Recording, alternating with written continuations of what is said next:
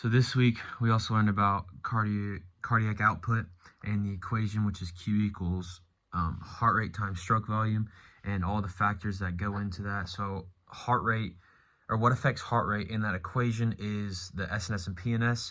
SNS being your accelerator nerve, and epinephrine and norepinephrine, and then your PNS being your vagus nerve, and how your heart rate will obviously accelerate with your initial movement, your initial exercise, your initial start of your exercise, and then it will continue until you basically just slow down that exercise, and then your heart rate will begin to slow down. So the next thing that affects your cardiac output is stroke volume, which is afterload, preload, and contractility force. Afterload being the pressure in the aortic valve, preventing blood from flowing in, and then preload being how much blood is in your heart after filling, and then contractility force being the greater the stretch, the greater the squeeze, and then and how all of those will play an effect in your workout, and how a workout can play an effect on all of these.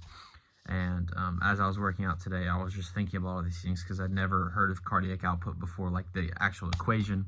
And it was just cool to think about these things as I was hitting my workout today. So last video before I go to bed here, we also learned, along with cardiac output, that there is a max heart rate, and that there is technically an equation for it. I guess it's the VO2 max equation, but there is a max heart rate, and that while I'm working out, my heart rate cannot exceed that max heart rate.